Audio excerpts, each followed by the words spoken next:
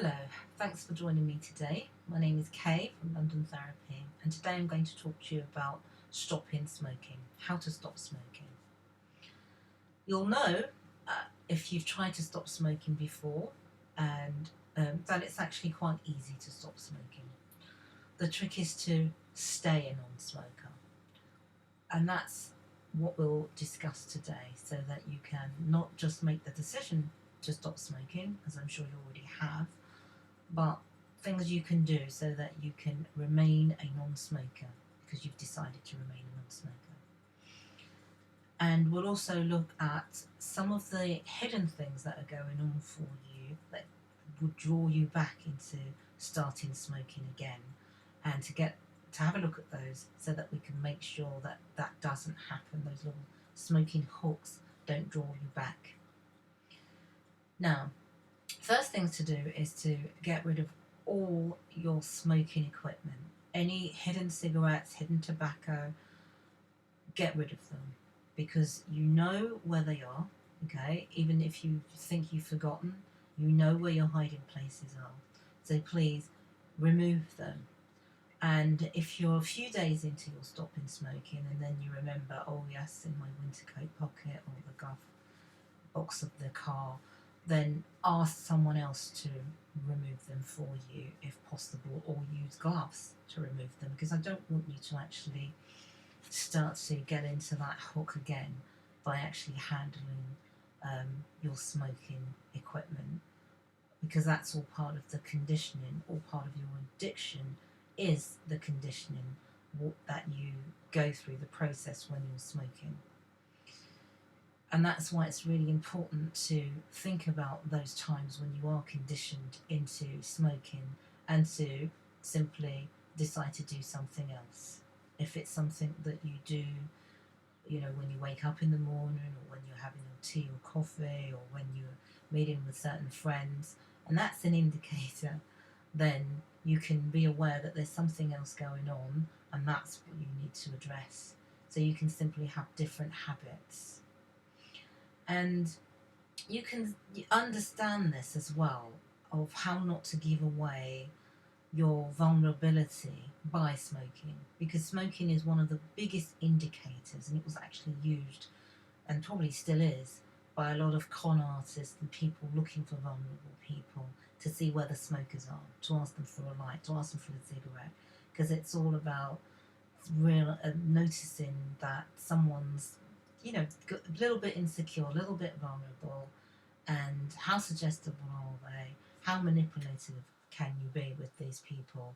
And that's one of the first clues that will give away to someone else who's looking for a mark, for a better word, that you're in a vulnerable position. So that's, above all else, one of the main reasons to stop smoking.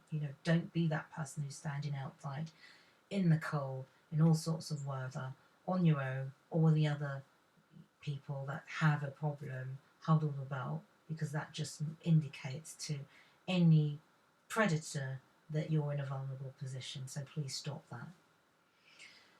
Now, we have to have a look and see what cigarettes were used for.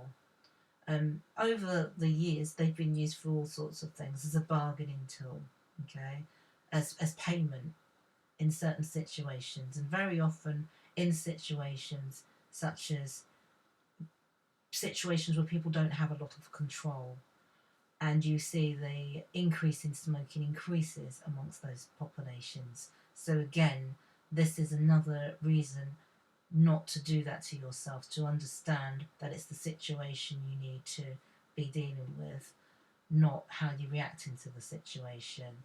So we see this in lots of time. Young mothers might have been just social casual smokers, but suddenly they can't go out the house at all. So the one bit of freedom that they have is to have a cigarette, and that's their little bit of freedom. And there's to understand, well, actually I need to do something about that, rather than having only 5 minutes in the garden at the end of the day for a break. That's not the answer.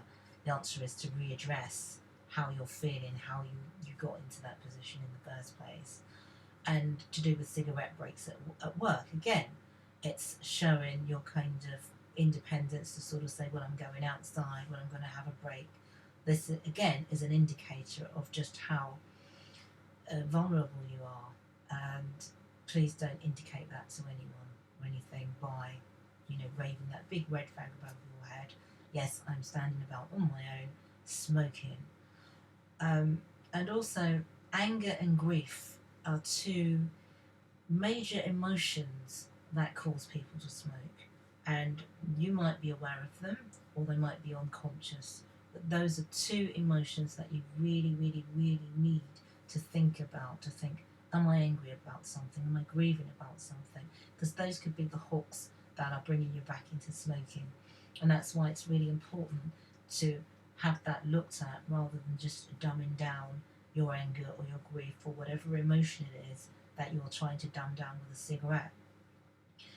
And also, you have to remember that the reason that you smoke, there are many, many, many reasons, is actually to do with how we do dumb down our emotions.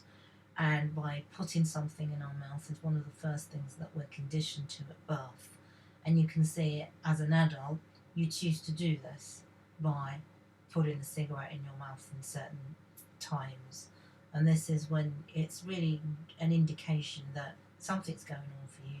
Please go and get that looked at. Speak about it with a mental health practitioner rather than just poisoning yourself with nicotine.